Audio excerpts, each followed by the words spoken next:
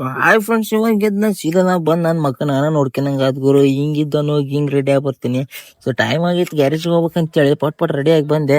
So garage ಹೋಗೋಣ ಅಂತೇಳಿ ನಮ್ ಗುಡ್ಡಕ್ಕೆ ಕುತ್ಕೊಂಡಿದ್ದೆ. ಸೊ ಹಂಗಾಗಿ ಹೋಗ್ಲಿ ಅಂತ ಸೀದಾ ನಾನು ಗ್ಯಾರೇಜ್ ಬಂದೆ ಗುರು. ಗ್ಯಾರೇಜ್ ಹತ್ರ ಬಂದ್ ನೋಡಿದ ಕೆಲಸ ಇದೆಲ್ಲ, ಒಂದು ಟೈರ್ ಇತ್ತು, ಟೈರ್ ಹೋಗಿತ್ತು. ಸೊ ಹೋಗ್ಲಿ ಅದ್ರ ಟೈರ್ ಬಿಟ್ಟಾಕ ಅಂತೇಳಿ ಈ ಕಡೆ ಬಂದಿ. ನಮ್ ಸುನಿಲ್ ಮಿಸ್ತ್ರಿ ನೋಡ್ರಿ ಇವತ್ತು ಬಂದಾರ.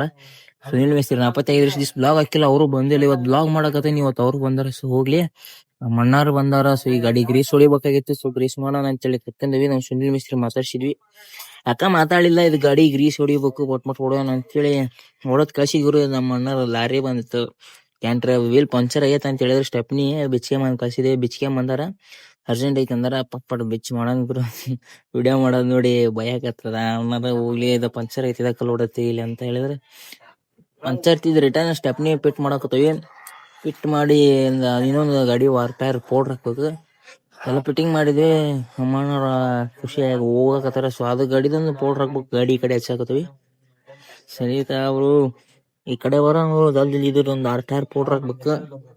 ಇವತ್ತಂತೂ ಕಾಲಿನ ಕೆಲಸ ಸಿಕ್ಕಾಪಟ್ಟೆ ಅದಾವು. ಜಲ್ದಿ ಮಾಡೋಣ ಅಂತೇಳಿ ಹೋಗೋಣ ಅಂದ್ರ ಆ ಕಾರಿನ ಮ್ಯಾಗ್ವಿಲ್ ಚೇಂಜ್ ಮಾಡ್ಬೇಕಾಗಿತ್ತು. ಟ್ಯಾಕ್ಟ್ರಿ ಏನ್ ನೋಡಿದ್ರ ಅದು ಟ್ಯಾಕ್ಟ್ರಿ ಪಂಚರ್ ಐತಿ. ಸೊ ಕೆಲ್ಸದಾಗ ಊಟನ ಮಾಡಕ್ಕಾಗಿಲ್ಲ. ಸೊ ಈಗ ಊಟ ಮಾಡ್ಕೊಂಡ್ ಬನ್ನಿ ಅಂತೇಳಿ ಹೋಗಿ ಊಟ ಮಾಡ್ಕೊಂಡ್ ರಿಟರ್ನ್ ಗ್ಯಾರೇಜ್ ಬರ್ತಾನೆ. ಹತ್ಲನಾಗಿತ್ತು.